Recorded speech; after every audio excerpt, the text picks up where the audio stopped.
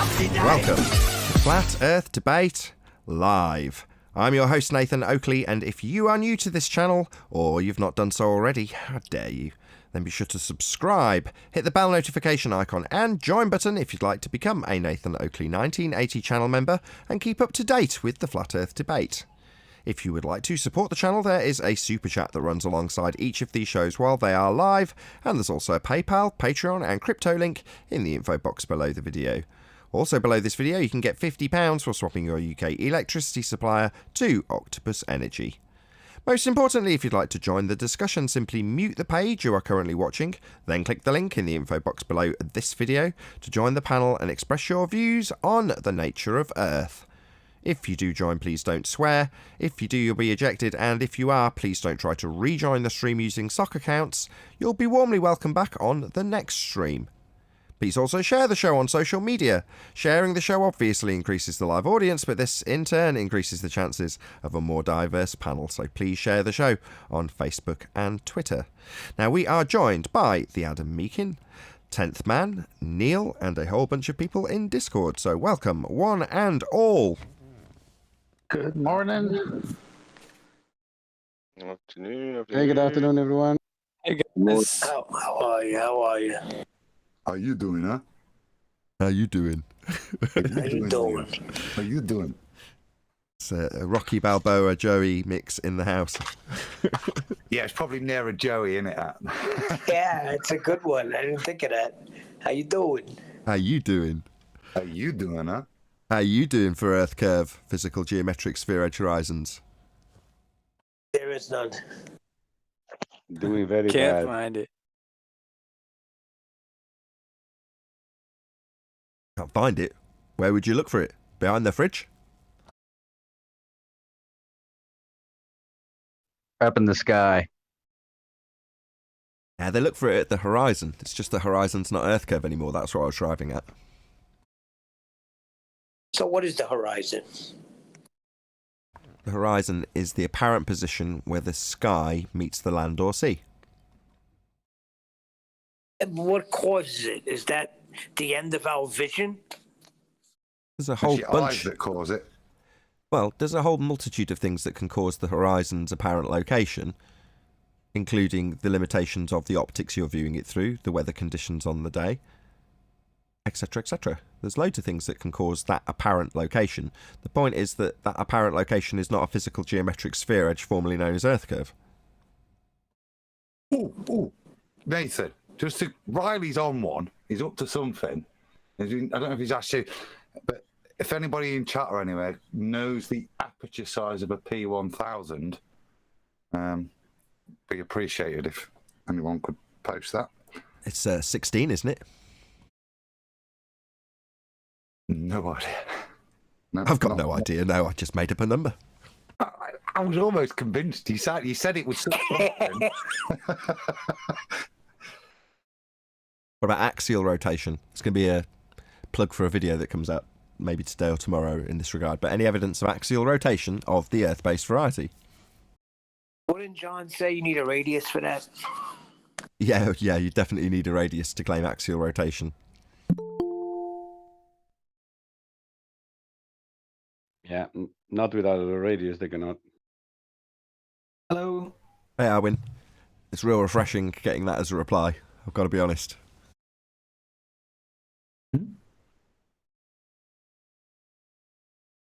I hadn't actually bared that in mind when I made today's video that's going to get plugged now, because literally that reply renders the entire video that I've just made pointless. Both positions in the contradiction that's going to get summarised in the video I release later are negated by the fact that you'd need R for both claims, and they haven't got it anymore, so the contradiction's kind of moot. It's interesting to see that in the face of the demolition of a claim that we spin, we still have fundamentalist globe believers and anti-flat earthers who claim to be globe believers fighting amongst each other about whether or not Earth tracks with an atmosphere or whether or not Earth turns beneath the atmosphere to cause drift at 15 degrees an hour. Meanwhile, you need R. As I say, I wish I'd dropped that into the end of the video, but there we go.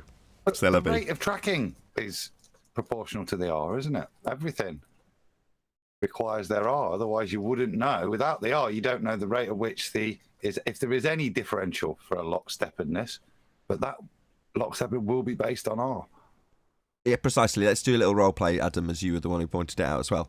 So I'm going to be a globe believer, right? Now, don't address my description within the begging the question fallacy or my claim. Just give just the response that we've just discussed a moment ago. Play along if you would. So Earth turns underneath a football at 15 degrees an hour. From the stand at a football game, you'll see it curve through the goal because Earth turned beneath, with Coriolis deflection being observed to sway the game.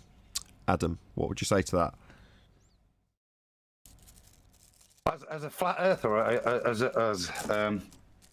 well, if that's the case, then Yeah, you'll need the radius for that. If the Earth did move underneath to allow the goals to move, then what was happening with the blimp up in the air, or what happened on the flight over? Right, Adam's going to get silenced. Who was it from Discord who gave me exactly what I wanted? All right. Yeah, I did. George, go ahead, do it again. Earth turned beneath a football, there was drift, Coriolis effect, 15 degrees. Earth turned underneath a football. I'm a globe believer claiming we've got Coriolis drift. What say you, George? You're going to need a radius for that. It's been debunked by the Black Swan, no? Perfect. Right, now let's try that same exact example, but with Blue Marble Science's example. Why would you expect to see Earth turning under a hot air balloon?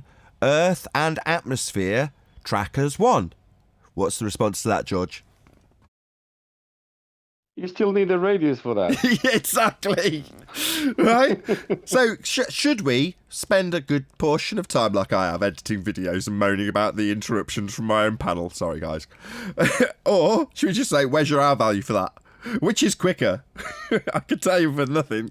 It's an R requirement that's quicker. That's what's quicker. Rather than saying, no, shouldn't you as a globe believer be claiming that Earth turns underneath the atmosphere to cause 15 degrees an hour drift? You're saying they turn together with an assumption you're not proving with any demonstrable evidence. But you need R for both, so who cares? We haven't got it.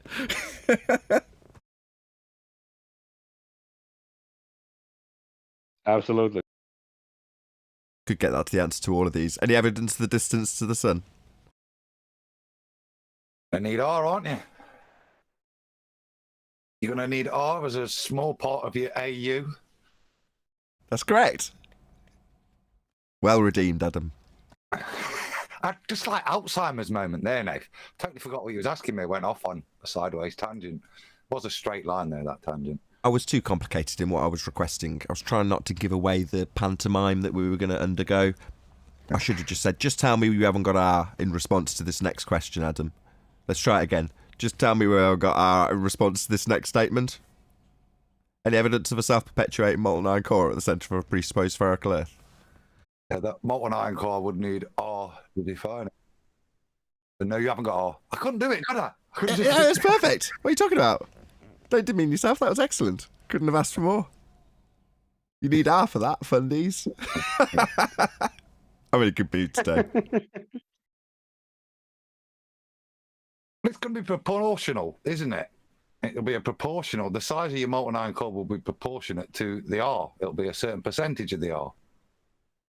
They have defined, a bit like with all celestial bodies, they've defined the ratios, haven't they?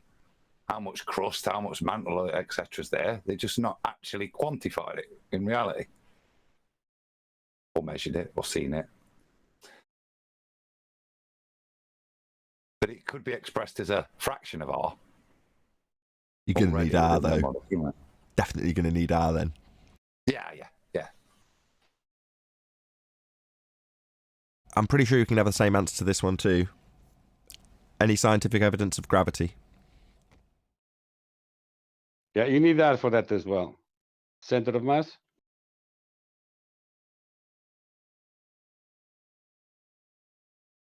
Correct. This is going really well. What about, I don't think you can answer our value for this one, but we'll see. Any single viable hypothesis from any of the fields of astronomy, cosmology, or astrophysics? Yeah, correct. You also need R in order to establish distances and everything else. If you were going to establish some scientific experiment, if you were able to get there, then R would be fundamental in a lot of your calculation. It would be a fundamental unit that you would have actually obtained in reality for you to then take into your experimentation in those fields. It would be like I say, fundamentally, it's a construct of the atomic the astronomical unit. So it would have to be defined for you to move forwards. You'd need it to start anything. I'll grant you that one with astronomy, right? Yes, because of the astronomical unit, you're going to need R. But what about the other two? Don't you need R for orbits? Cosmology? Cosmology fundamentally premised on the notion we have orbits?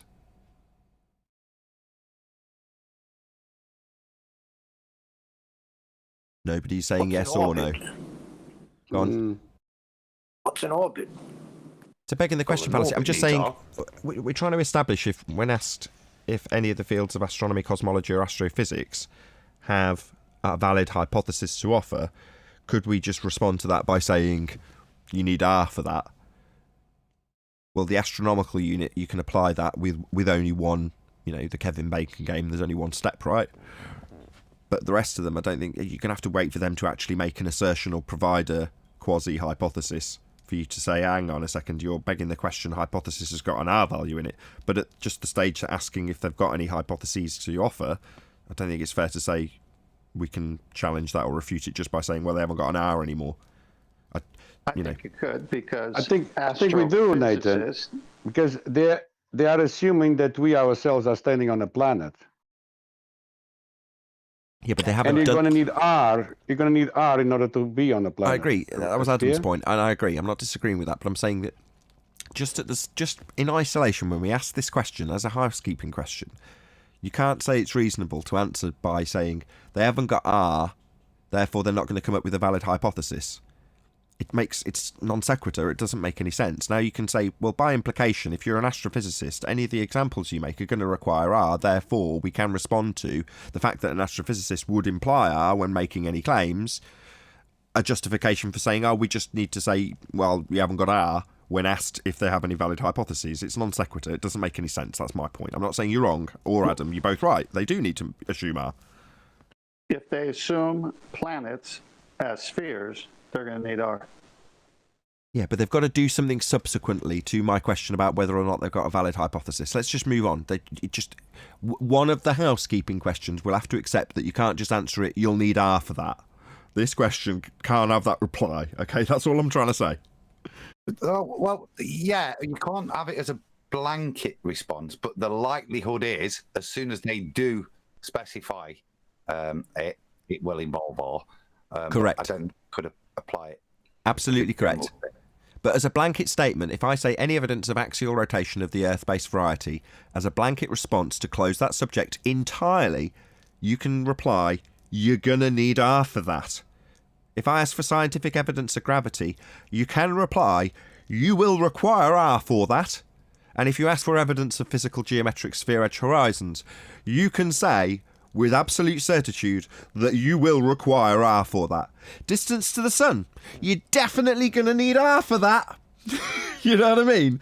When it comes to a valid hypothesis from one of those disciplines, you can't just say you're going to need R for that. It makes no sense. But once you've got the hypothesis from them, you're going to need R. You're going to need R, right, exactly. That's what I was going to say, yeah, correct. Yeah, they've got to do something first before we can apply that statement. I mean, they're going to fall into a requirement of R immediately, obviously. But at the housekeeping stage, we can't just say, "Oh, you're going to need R for that." But there we go. That's Celebi. We can't have the same response to every single question in every single instance. They'd be out of business because they can never make a hypothesis. Yeah, they need mathematics to apply to scientific vernacular. That's right. Measuring hypothesis, a contradiction in terms, but yeah.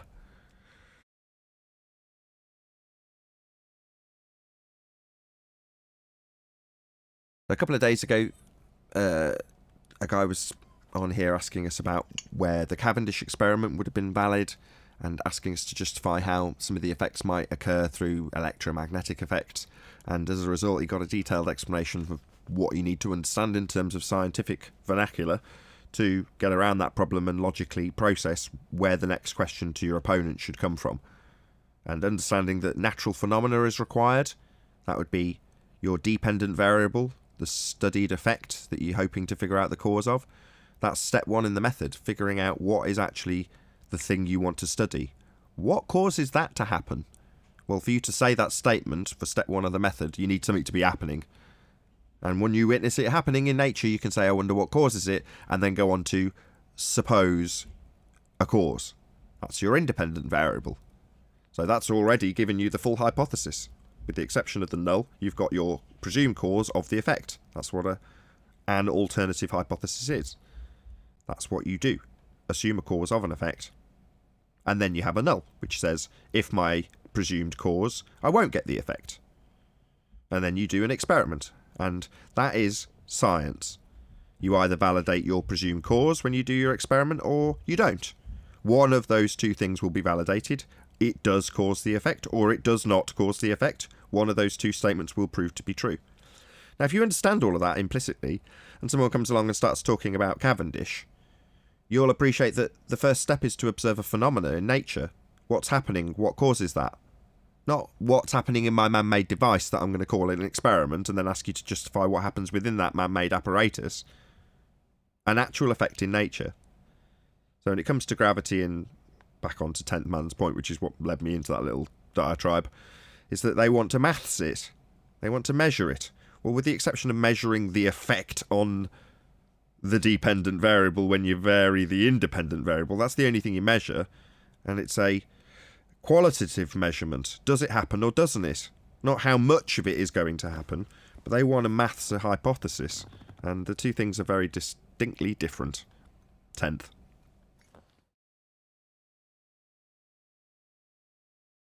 They're still out of work. Say again? They're still out of work because their whole job title, what is their job title? These people that you're mentioning in this discipline. What are they supposed to show us? Astrophysicists? Yeah, astrophysicists. Okay, so what are they pre-assumption? Because they all have a pre-assumption. Yeah, so they're out of work. And the physical nature of the heavenly bodies. Physicality of the astros? Say again, George. Astrophysicists, they implying the physicality of the lights in the sky? Yeah, they have physical assumption biases when they describe the physical lights in the sky, often in violation of natural law.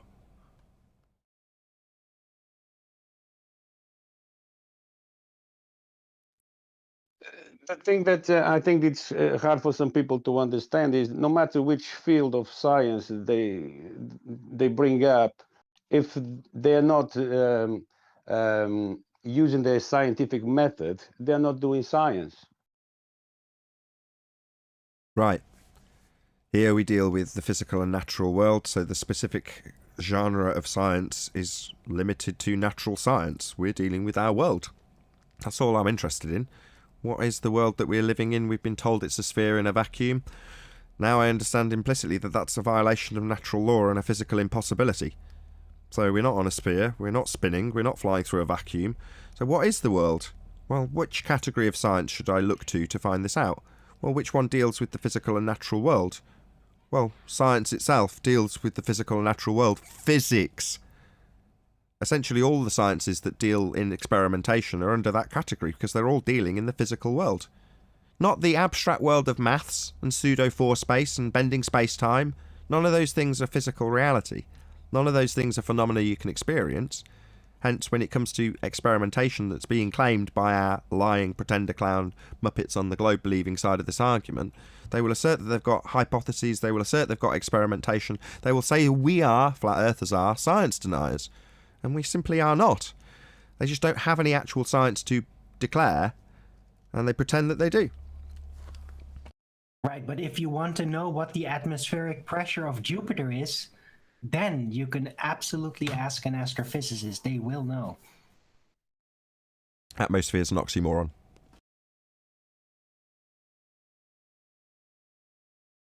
So I what can't is see the megapixels, yeah. atmospheric pressure on Jupiter?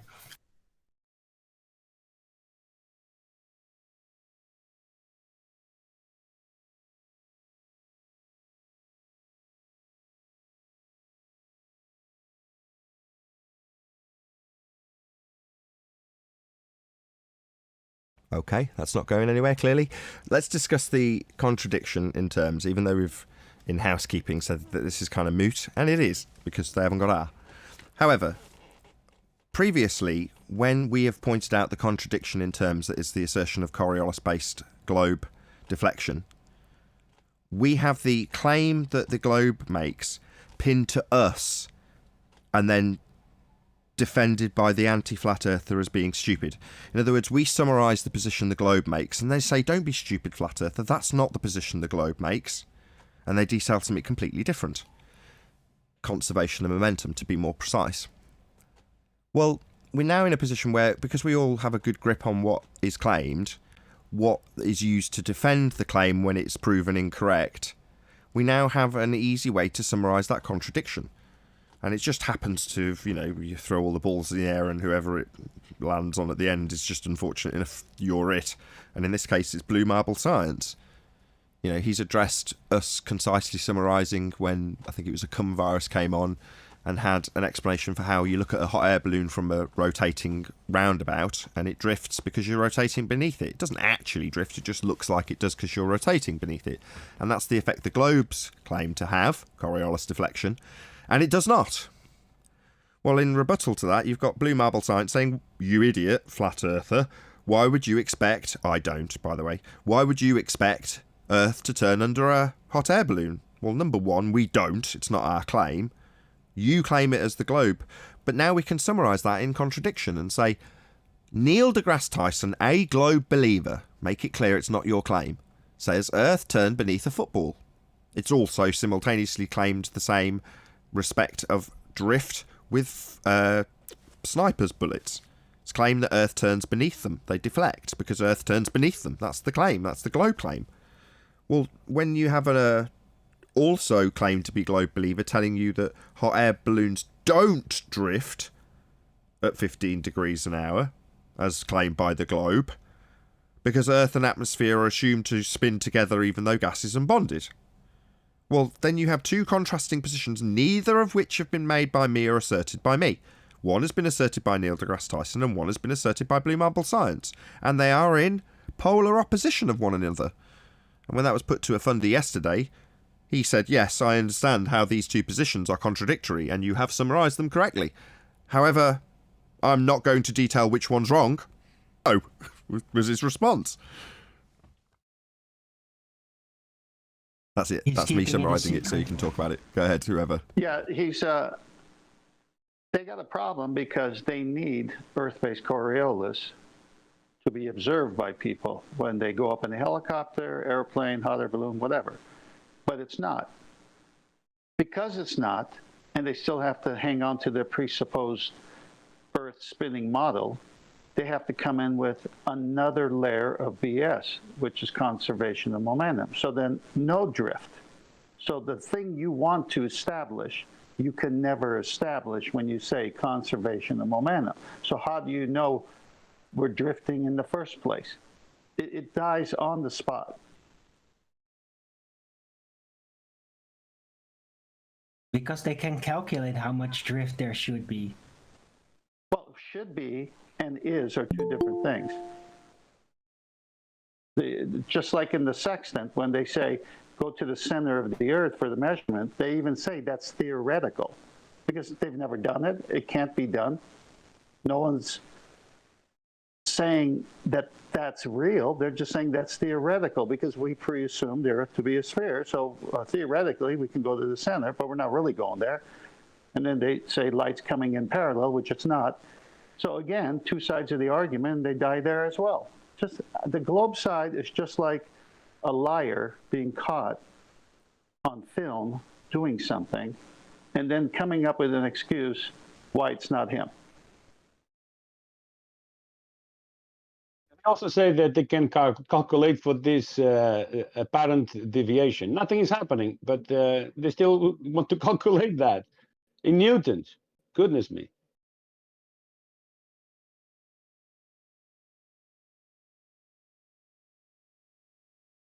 So yeah, the bit I wanted to focus Good on. morning, guys. Morning, Good morning, Chocolate. Chaco. It's easy to prove it. Take a flight from Charlotte, North Carolina to LA. It should be shorter because the Earth's coming at you. Whoa.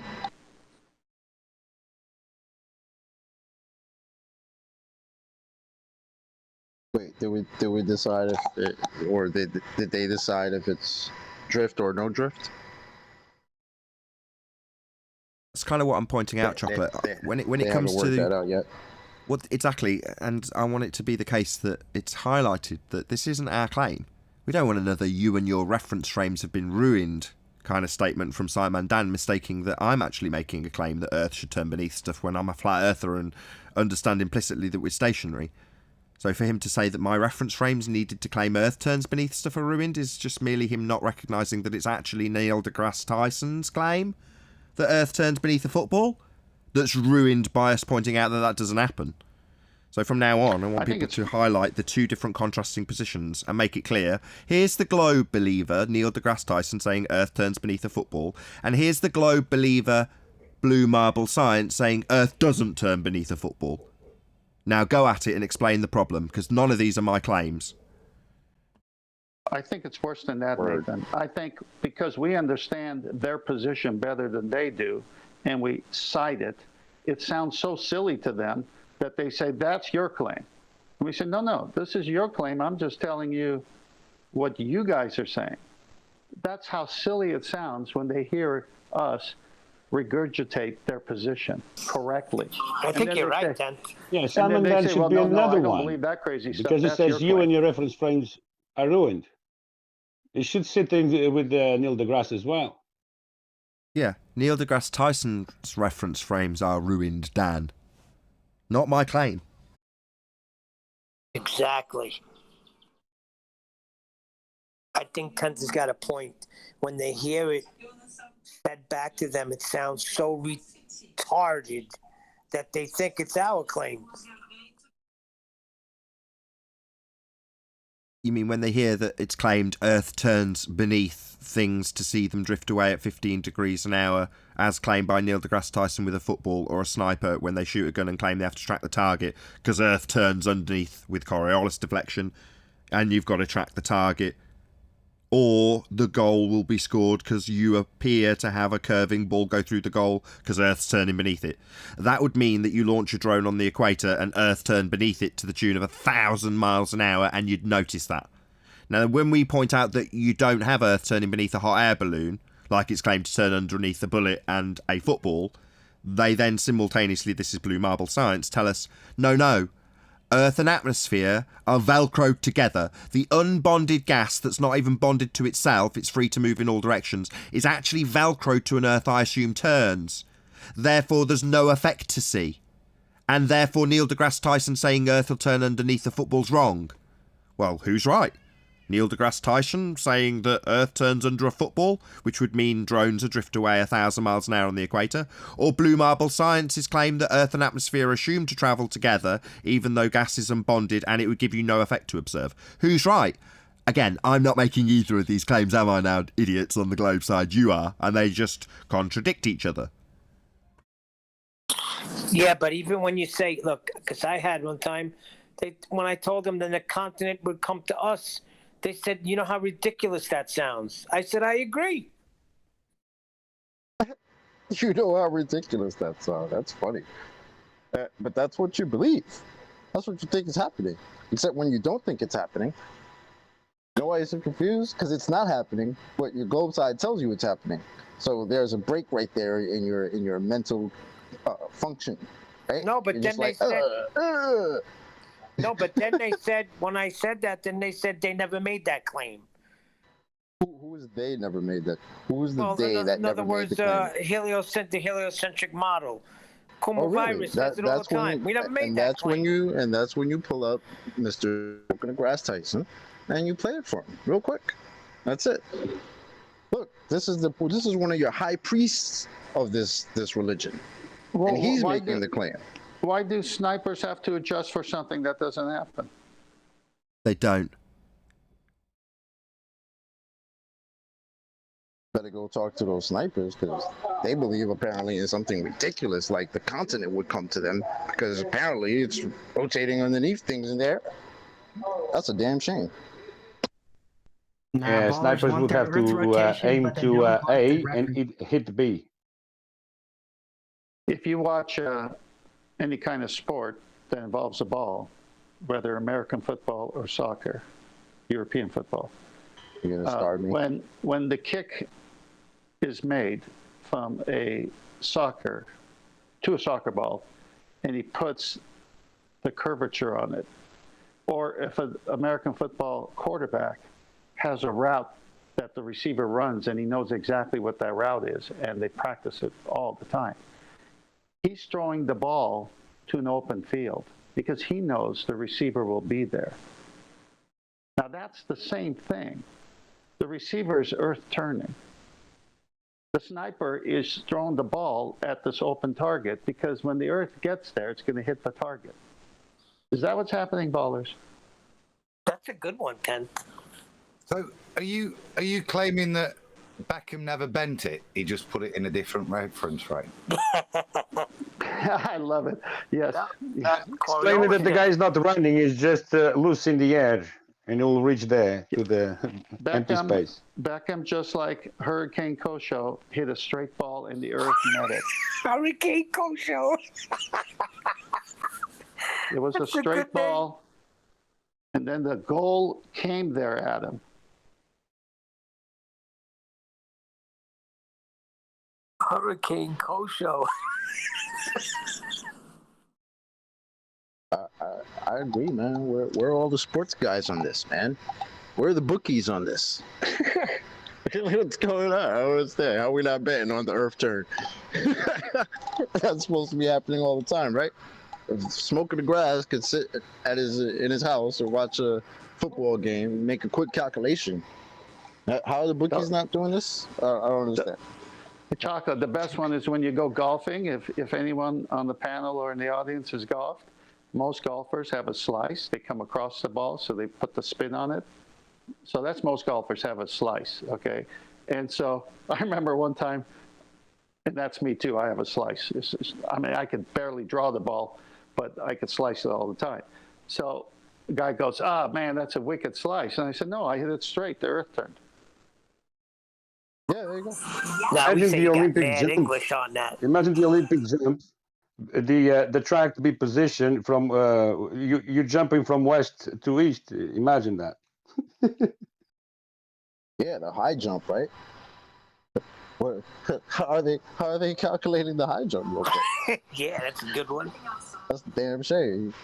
Maybe that's when they don't calculate it right. That's when they hit the pole. No, that's when the earth doesn't rotate. Oh yeah, because that happens sometimes, right? Yeah, it's like the Wait, guy so- who jumped blindfolded and he missed the track.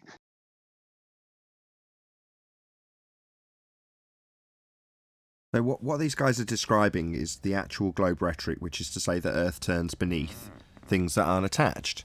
And your high jump, your drone, your hot air balloon, your flight, all of these things would be severely affected if Earth turned beneath. And they're not. Now, as a consequence, we have to have the rebuttal to that, right? We point out Earth's not turning beneath stuff. Globe claims Earth turns beneath stuff. It is that simple.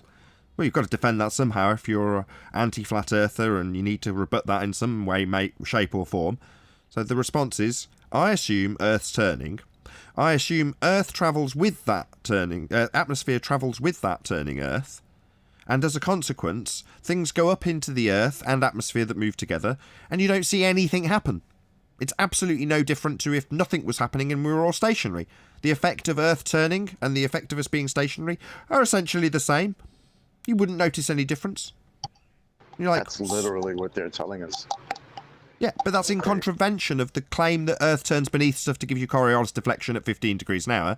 That's what anti-flat earthers are fighting against. But because they reposition the argument like suddenly the flat earthers claiming Earth should turn underneath stuff, they fight against the flat earthers' claim that we should turn beneath.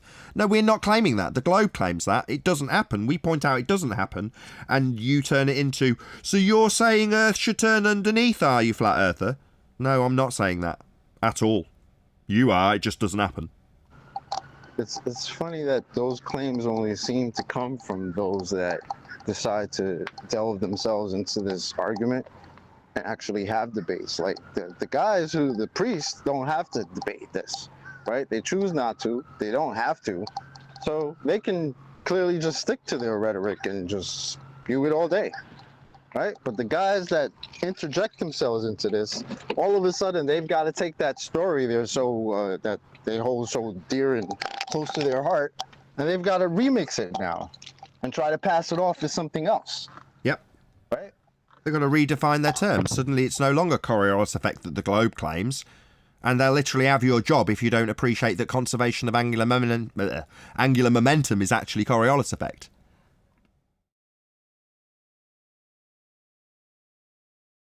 It's like there's that break where they know it's not happening. There's no way that you can actually prove that it's happening, but they've got to tell you it's happening while it's not happening.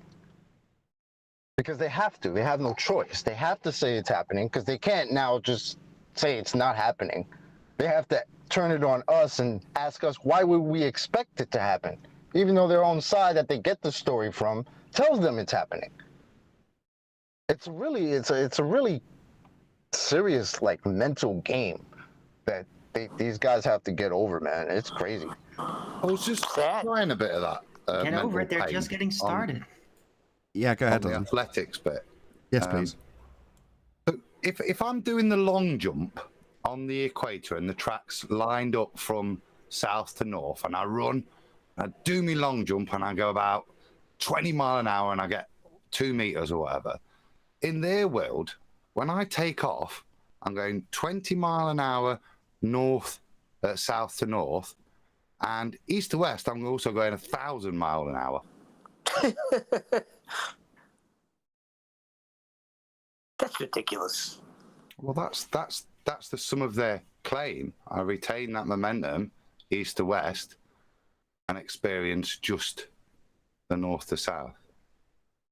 And when I land at 1,000 miles an hour east to west and virtually zero north to south to north, I don't notice that. I just eat. Yeah, If you listen to all of this, listen how silly it really sounds. Well, it is silly, but it needs to be repositioned if you're a globe defender, anti-flat earther, because suddenly it needs to be positioned that we don't understand that Earth doesn't turn underneath things and we wouldn't expect to see that effect. Now listen to a long-winded explanation about how Earth conserves the momentum or the trajectory of the path of the thing you're supposed to be observing apparent drift in conserves the momentum of the Earth that's supposed to be turning beneath it but now isn't in my example. Yeah? And if you don't get that, I'll have your job. What's that even mean, conserve the momentum? Yeah, let me break it down. Hold on, let me break it down. What they're saying is, Neil, that by comparison, if you have a drone on a roundabout and you launch the drone off the roundabout, instead of the roundabout continuing to turn underneath the drone as it hovers above a spinning roundabout, they're saying that what will actually happen is the drone will lift off the roundabout and continue to hover above the part of the roundabout it left, tracking with the roundabout after it's parted company with it. Now that is not going to give you a Coriolis effect, it is not what the globe claims, and is not a possibility, because as soon as you leave the rotating platform, it's not rotating you anymore. But they're saying that the drone tracks with the roundabout now. Why would you expect to see a hot air balloon drift away at 15 degrees an hour as per the globe claim, says Blue Marble Science? The atmosphere moves with the Earth. So there's no effect to see, no Coriolis drift observable, flying in the face of the globe claim.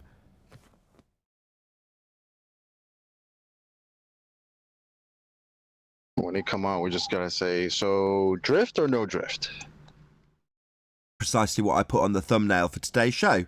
So if you'll beg my indulgence, or however you phrase it, this is today's thumbnail for the live show, if you've tuned in before I've posted it as the live thumbnail. So you have no drift slapped or tattooed on Blue Marble's forehead, and drift tattooed on Neil deGrasse Tyson's head, because he says you'll see drift in a football as Earth turns beneath, and he says You won't see drift in a hot air balloon. They move together.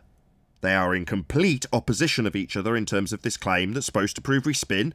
This dude's claim is that there's nothing to see. You wouldn't see it drift away. It's travelling with the air and atmosphere at the same time. Nothing to see here. This guy says, oh yeah, you'll definitely see 15 degrees an hour drift under a football. So there's a big problem between your position and your position, Mr. Tyson and Mr. Marbles. Seems like Imagine the this ball was a people million are- pound question, yeah, on the competition, yeah, and you have this is your last question. Which one do you listen to? Which one will be your answer? Well, when it was put to whoever that guy is yesterday, headmaster you call him, I don't know what his actual name is, but the answer was no. It's like, which position is correct? Earth won't turn underneath a football or hot air balloon, or Earth will turn underneath a football or hot air balloon, because they're very different positions that you're putting to us. And the answer that we get from a fundy that's here to defend that and say we just don't understand the positions is no. No, I'm not going to tell you which position's correct, presumably because they understand implicitly that they're in stark contrast to one another.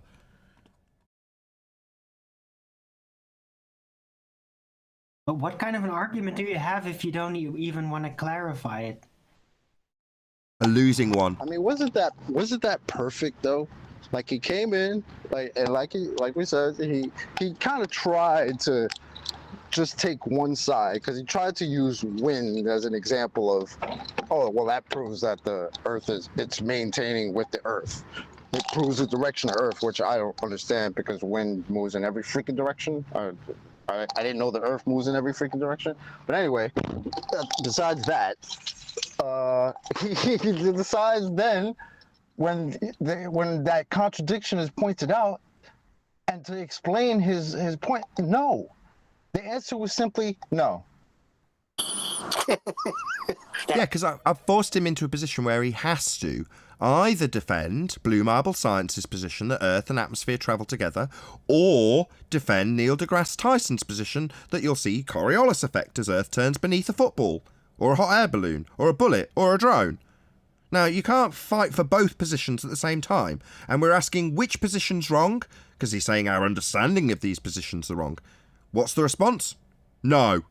Because he knows damn well that it's no longer attacking me, seeming to claim Earth should turn underneath, something I'd never claim. They just need to reposition it as my claim, so then they can fight against the flat earthers' claim that Earth should turn underneath with Coriolis deflection. Because then it seems to make sense, right? The flat earther claims we have drift. No, we don't. But we don't have that drift, and you need to argue against that because we're pointing that out. So it's much easier to make it my claim, right? Simon Dan, you and your reference frames are ruined, right, Simon Dan? Much easier to make it my claim that doesn't happen, so you can defend how it doesn't happen. But it's not my claim that isn't happening, it's the globe claim that isn't happening. Earth isn't turning beneath anything. So now you need to tell me how my reference frames are ruined? No. Now you need to tell NDT how his reference frames are ruined, Dan. Because they weren't mine to begin with. Yeah, we're revealing your true enemies, man. The true enemies that you have is yourselves. Right? You guys gotta fight each other. Like I said yesterday, you guys gotta work this out and then come see us. Work out if we actually have this apparent drift or we don't actually have this apparent drift. Because we don't claim any of that shit. Well, They gotta make up their Simon mind. Dan. haven't they though? Because I think that they still have this rumor going around like some things deviate, other things don't. And they just don't really pin it all down permanently. Like one baller will think, no, these things will deviate too, but these won't. And another baller will say, no, wait, those things do deviate and these things don't. So Well, that's what Chocolate's saying, isn't it? They need to get together, do some housekeeping, and figure out what they're saying, Yeah, what their claims are. exactly. Right. Work it out. Yeah, fundies, work out what you're actually claiming, because we obviously understand what you're claiming. Even when you're claiming two things simultaneously, we can summarise them. Neil deGrasse Tyson says Earth turns under a football. Blue Marble Science says Earth doesn't turn under a football. Yeah, we can summarise those positions, but you really need to work this out amongst yourselves. Godzilla37, I'm sorry about not shouting your super chat out yesterday. Ballers, having no R, does have one advantage. I can call them E-tarded without being blocked. Thank you very much, Godzilla. Well, at one time they tried to come Retarded, up that's with interesting. reverse housekeeping questions, and they sounded ridiculous. I mean, if someone was nice enough with editing, right? You could edit Neil deGrasse smoking the grass, talking about how the football actually drifts, and then just take one of the anti-flat earthers and edit it so that they look like they're debating each other. You could actually do that because the positions are so opposite that it's ridiculous, and they're on the same side. It's like, what the That's hell? a good idea, Chocolate. Shout out to Matthew Hall, who says, flat is fact. I've got 5 on it. Lol. I love how they squirm when you know their theory/belief better than them and trash them with it, Nathan.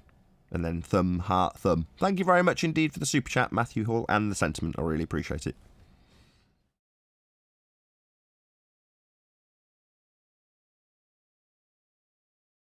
So, let's summarise this as we're right in the end of it and we've hashed it out quite a bit.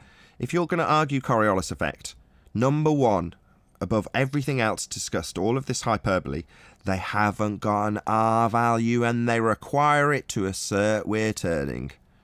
So that should be your first line of defence in every single instance. You're going to need an R value for that.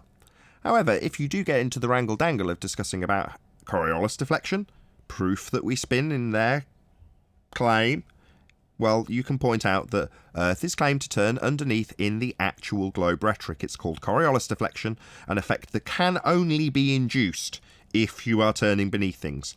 It's an observation made from a non-inertial spinning reference frame of things seeming to drift in an inertial reference frame as you turn beneath them. That is Coriolis effect, and it is claimed to be in effect on an Earth that spins. Therefore, we should be, according to the globe claim, turning beneath things that aren't attached like footballs, as claimed by Neil deGrasse Tyson.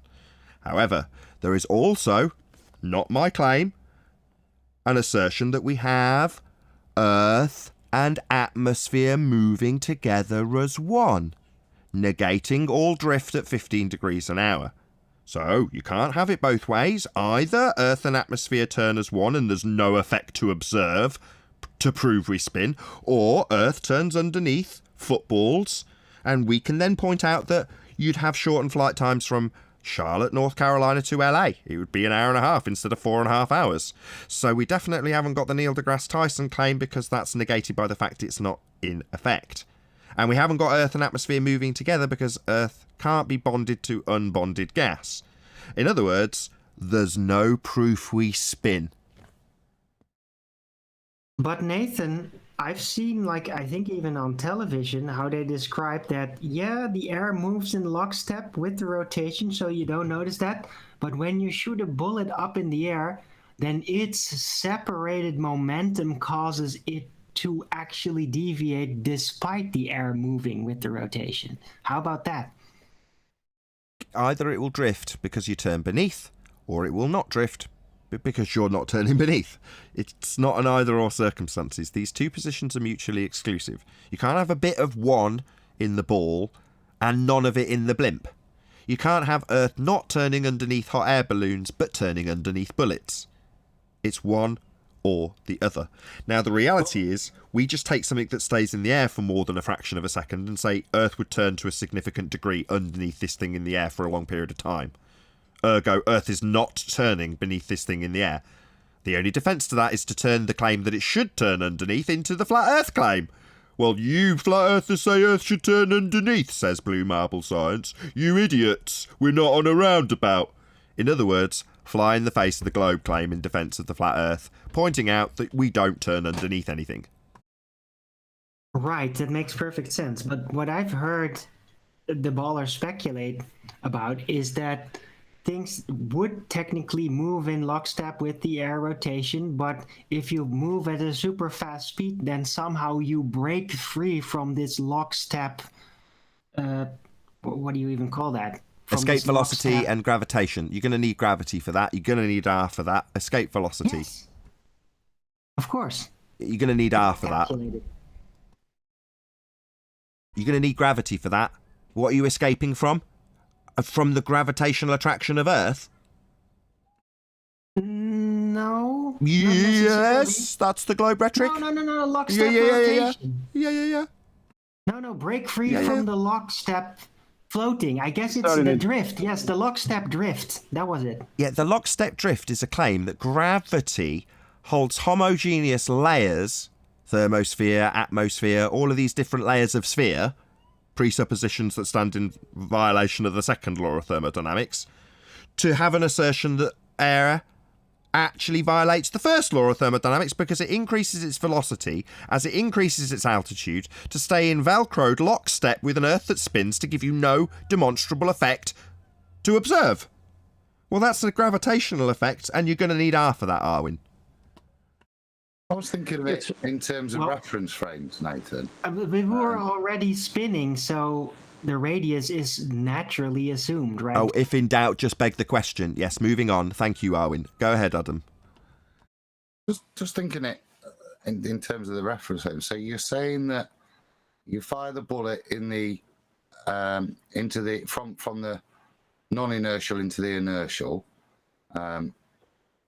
where they're both in lockstep with each other, but when it reaches a certain speed, it will leave the inertial reference frame, which was previously in lockstep with the non-inertial.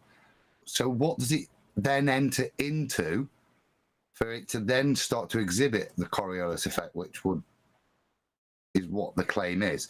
It's already in its second reference frame. How is its speed putting it into another reference frame when it's in the same reference frame that you're supposedly in lockstepness? Because it's broken free and it has so much force stabilizing its trajectory that it basically Now you're gonna need evades R for that. the lockstep motion of everything drifting with the rotation. So what's the third reference frame that it's entered then?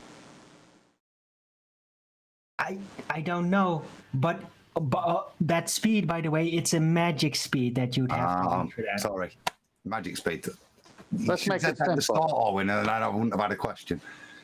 Let's make it real simple. You got to give credit where credit's due. We have 15 degrees that we have to account for motion. Now, either the Earth is moving at 15 degrees per hour, or the Earth is stationary, and the sun is moving at 15 degrees an hour. Now, how would you test that? Well, if you're on the Earth, you wouldn't know because you're on the Earth. You don't know if it's moving or not. So get off the Earth. Does the Earth move under you? Well, there you would have a wind. Then the Earth is moving under you, and you would have Earth-based Coriolis. Well, we get off the Earth, and the destination doesn't come towards us. We just hover. So now we know the Earth is now moving, and at the same time, while we're hovering over the Earth, the sun is moving at 15 degrees an hour. So obviously, the luminaries are moving at 15 degrees an hour. It's that simple. Just so I can plug it later on, I don't know when, at some point in the future, that video from yesterday's discussion summarising this but in debate will get released, which is going to be titled Blue Marble, We Have a Problem. What about R itself? Can we address that, Nathan? Any evidence of the R value? Earth radius. Yeah, I just want to No. point You out can that break it's free not from our the claim lockstep either, drift. because they often mention being a straw man, like it's not their claim. Can we point that out? Well, if they say that Earth being a sphere radius 3959 is a straw man, that's to say we don't claim Earth's a sphere radius 3959? Well, neither do we. Welcome to Flat Earth. Oh, wait a second. You got hillbilly blue balls. We got a problem instead of Houston. We got a problem. I just got it. I'm sorry. Can I make my argument for R? Is this going to Yeah, involve so- if this involves the equator, then no. No, not that one. No, this is more recent. So, if things can break free from the lockstep drift, that would automatically imply there would have to be a radius in order for things to rotate for that to happen. Hold on. If you assume rotation, then you must have a radius. Come on. Yeah, and the breaking away from the lockstep drift would be the evidence for that.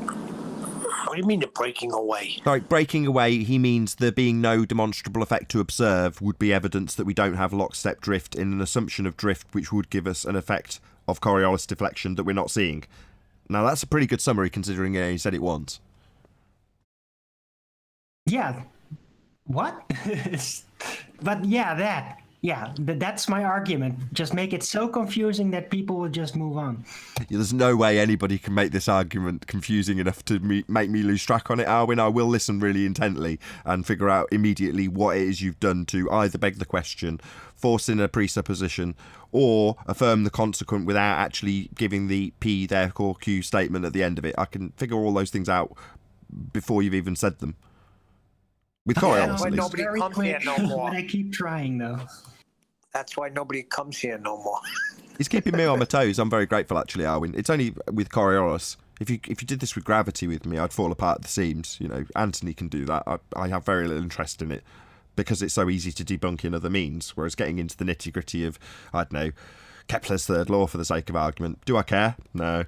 Do I need it? No. Interesting to listen to Anthony argue about it all day long, especially when he's doing it with you. Is he ever going to come Argued back? about it in a long time. Well, if you apologise for the constant fun demuting. I did. I think it should be a new housekeeping question. Any evidence of Sleeping Warrior coming back? Sleeping Warrior's cool. I spoke to him yesterday. He's good. He's all good. He's still hanging in chats and all that. He's in chat right now. Actually, thinking about it, that said, when I Shout spoke out to Sleeping Warrior. Hold on. By the way, my boy. Nathan, you were rumpusing him more than anybody that day. I'm the host. What are you I talking don't know about? about that, dude. No, Whoa. he was. Nathan was hammering him, and he just would not let him get in on it. He even begged him, Nathan, just let me have a few seconds. So, When I do it, it's amusing. When you do it, it's rumpusing and punishable by death. In fact, it must be an impression that's going out because I spoke to David Weiss yesterday and he was like, have you and Sleeping Warrior fallen out? And I was like, no. Whatever gave you that impression? He's like, oh, nothing. So I was like, oh, okay, well, if that's the vibe on the street, then I'll correct that right now. No, not at all. Far from it. Sleeping Warrior is ace, as always. David got that impression because Neil keeps talking about it. Just get guilty conscience. leave the boss out of it. I thought he was supposed to come on the other day. What happened? So he keeps getting, like, I don't know, science-y type students contacting him with really long emails that he just hasn't got time to read. So, you know, I was chatting with him and he's like, I've got 5 interviews to do back to back from here until whatever time. And here's this email I've got from this dude. So I said, just send it me. So I had a quick look through it. I was like, he's not claimed anything. I've read through the entire thing and there's nothing being claimed. And he's like, yeah, exactly. I haven't got time for this. And he was like, I want to send him your way. So I was like, here's the link. Look, explain that if he mentions you, he'll get the exact same crack of the whip as anybody else, which is to say he'll be allowed to make his claim and we'll hear it in its entirety and then we'll rip it to shreds. But if you want to make out that that's somehow preferential treatment because you've mentioned Dirth's name, then fine, you know, get them to mention your name. At least we'll know where they've come from. Immediately, oh, no, I can't do in the week. Can you do a special weekend only? And I'm like, well, you know, things can be arranged. This is my back and forth with Dave, by the way. You know, maybe we can arrange something for the weekend, whatever. Just keep me updated, and if I need to, I'll arrange something for you to get together, these 2 individuals, and thrash it out here. No worries. But, of course, the guy just is... I think David's put a challenge out to win 3 bitcoins, which is like 150 grand or something ludicrous. If they can prove a globe. You know, so this guy's endless rattling off of emails that say, what are the conditions, what are the terms? Oh, if I give all of this information, will you accept it? And will you not accept it if I do this, that, and the other? Without providing a single shred of any claim or evidence whatsoever. You're like, So that's why he was in touch. When he said he wanted to come on, it was because he's trying to get someone else to come on. And he just wants to, you know, sit with this person, you know, putting across their challenges here. And you know, I don't blame him because it's no nonsense here, right? It'll get dealt with swiftly. But we'll see. Maybe it'll come to something. Maybe we'll see. It happens all the time. Even Eddie Bravo got in touch with me. Exactly the same conversation. Okay, how can I put this person in touch with you so you can have them come on the show and, you know, I want to be amused by watching them rip you a new asshole. Or you rip them a new asshole. And I'm like, yeah, just here's the link, send them on. It happens all the time. People will contact me and say, I'm in an argument with somebody and I want you to put them straight. Like, the link is open to everybody. It's underneath every show. And 99 times out of 100, they never come to anything. You know, I'm not knocking the people who keep asking, because they do occasionally come to something. One did with DITRH. He's like, can you pummel this guy? Sure, you know, maybe it'll come to it, maybe it won't. And it did. So it's not that it always doesn't happen, but most of the time it doesn't happen when someone's like, can you pummel this person for me? Yeah, but you've got to tell them to come on the show and they've got to be willing to do so. If they're smart, they'll listen and go, stop that. That's right. These guys don't play around over there. I missed that. Say that again, Neil. I was saying, if they listen, they're going to realize and say, I ain't going there. These guys don't play around. You're going to need R for that.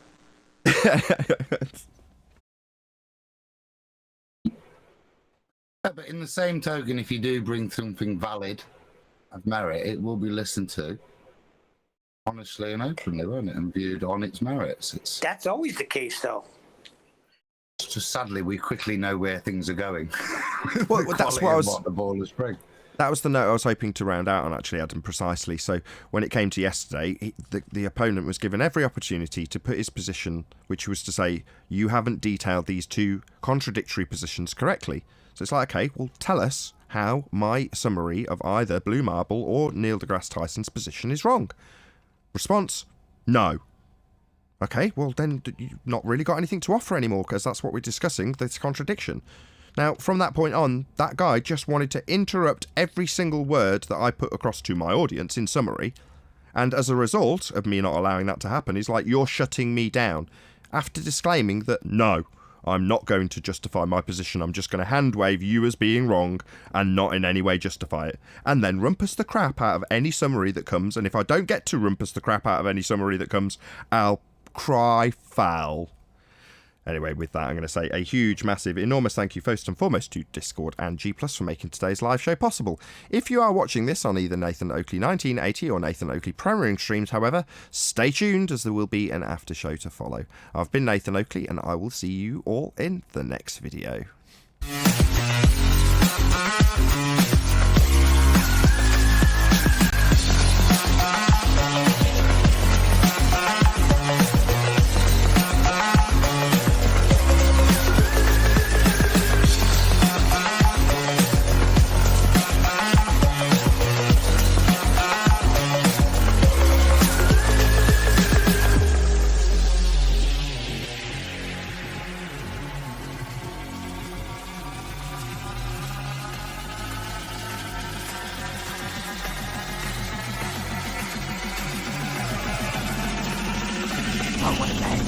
What a lovely day!